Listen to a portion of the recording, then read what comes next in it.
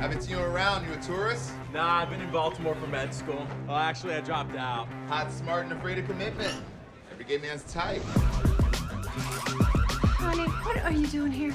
I lost my keys. Wow, you love a dramatic entrance. Dad is home! Hi, girl. How are you feeling? I'm kind of nervous. I've never performed on like a real stage before. I really want this. And look good. Thank you, Mom.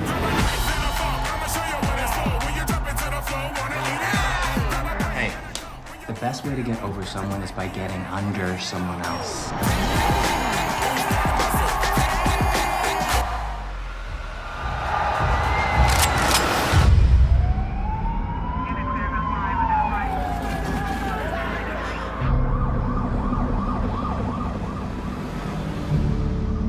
Who are you?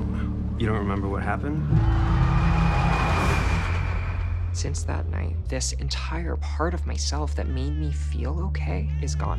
We cannot do this without you, Ruthie. Did you want to like hang out? We were meant to grow old. Now these feelings take hold. Are we ever gonna be okay again? All of us survivors struggle every G-damn day. If one more person calls me brave, Hey. I'm gonna kick them full on it. Actually, not survivors. Hey, stop.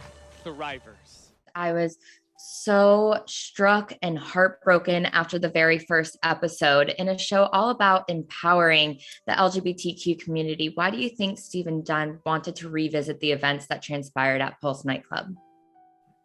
I think it's important that we talk about the things that we go through as a community. And it feels really poignant in this time, specifically with all the anti-LGBTQ plus legislation that's going on, all the gun violence that we still continue to see day in and day out. I think it's really important to honor the truth of the matter, and which is that we do experience these things, not only as a community, but as a nation. And that also we have to look at the part that comes after the tragedy, which is the camaraderie, the love, the rebuilding, and as Devin was saying earlier, like New Orleans is such a place of rebuilding itself.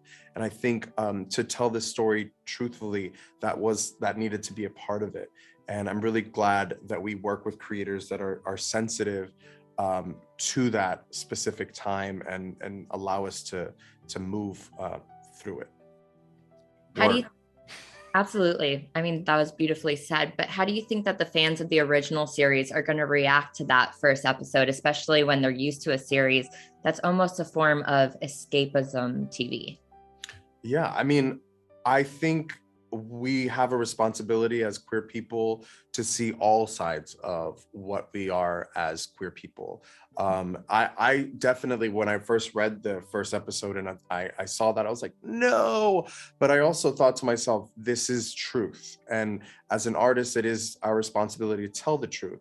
And also there is so much that comes after that first episode that people that did love the original and do love queer stories to be like, oh, okay, yeah, something bad did happen, as does all the time in queer lives, but it's the after that really matters, and I think they'll be able to see that. Yeah, and in the US version of Queer as Folk, there was in some of the later seasons, there was a bombing actually that occurred in one of the nightclubs. So this is not a story that is, I think, if people are true fans of the show, that will be far-fetched. It is simply just our stories as queer people to tell, and we take a lot of responsibility in doing that. And I think when they watch it, they're going to see that the story was told with just the utmost respect and in an effort to then move into healing, which I think is what we all need.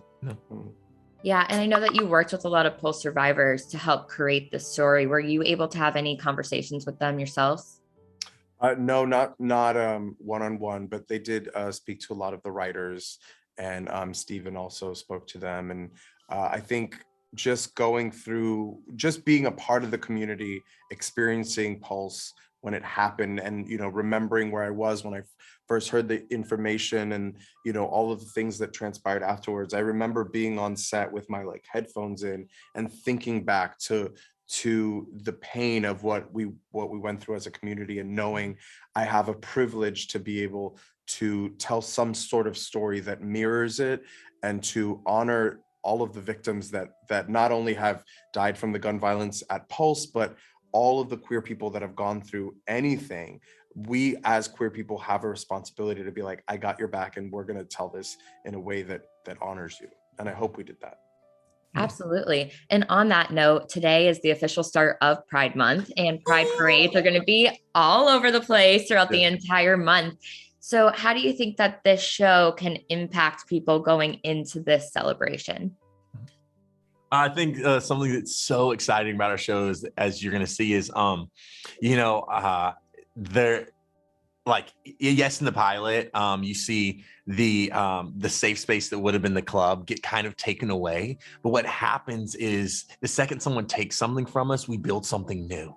Right. And so I think moving forward is that what people are going to see is it's not about the building. It's not about the space. It's about the people who fill it. And as we move into Pride, we get to do that with excitement and joy. And whether we're on top of floats or in the streets or just sitting in cars, we can fill ourselves with pride. And that's so much of the spirit of New Orleans is celebratory. And they've rebuilt and they rebuilt and they rebuilt, but every weekend those people flood the streets and celebrate with each other.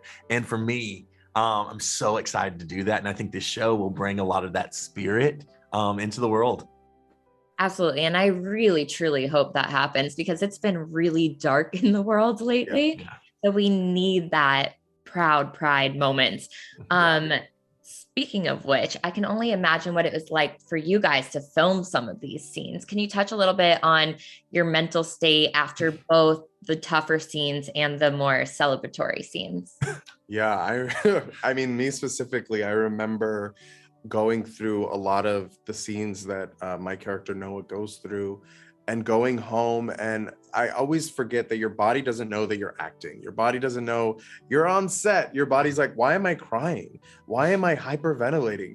I'm going through a lot right now. So definitely took me to a place where I was like, okay, I really need to like put on some music or have food or go be with friends. And I forget that as actors, we go through that, but also being on set with all of these goofballs and like being able to have that queer chosen family just given to us with these roles was so exciting. And I think for me, some of my favorite scenes to shoot are the ones where we're all together in the same room, just like ripping jokes and like having such a good time. So ripping jokes while there is a lot of pain that you have to experience as an actor, there's a lot of joy, and I think it's similar on what you see on screen. For me, it was kind of like eating a warhead candy. It's like you stick that sucker in your mouth and you're like, oh, and then all of a sudden it's sweet. How are you?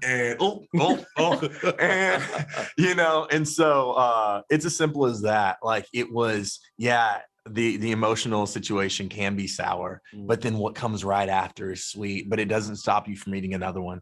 It doesn't stop you from eating another one. You should not eat that many. You know what? But you should watch all 8 episodes streaming June 9th on Peacock. And we need to keep eating more so that there's more seasons, right? Exactly. Absolutely. You should eat all the candy. Like yes. And then on a newsy note as well, because like I said before, and like we were talking about before, our country is in turmoil. I mean, now with the abortion rights at risk, and next the LGBTQ rights at risk. What are your thoughts on both? Oh gosh, I mean, it is just another affront to our existence. It's crazy when you just exist. I always say there's so much joy that comes out of being queer, being a woman, that people are always threatening because they're scared of power. But my call to action for queer people and anyone really that feels that way is to continue to show up in spite of those things, because sometimes you want to stay at home under a blanket, and those days are important. But I have a responsibility to be even louder than I was before, knowing that there's people trying to take my voice away, because I'm going down quick, kicking and screaming no matter what. So I've seen them both kick and scream, so that is an accurate statement. I just go to Maya Angelou, still I rise. It's as simple as that. Like, they can try, but still, we'll rise. Absolutely. Ultimately, what do you hope that fans from the original show and these newer generations who maybe doesn't have experience with the older versions will take away from the series? My thing for the newest generation is that you don't need to watch the old ones to be able to appreciate our show. But you can still go back and get so much appreciation for what they created as well. And what I hope with the people who fell in love with the first two iterations is that they watch our show and still see themselves reflected. Then they also get a greater empathy for the people's lives who maybe don't look like them, to be able to take us in as well and fall in love with us, just like we fell in love with them. Well, I fell in love with y'all as I binged the entire series in one night. Congratulations on it. It's so incredibly well done. Thank you. Madison. Absolutely. Thank you guys. All right. Bye.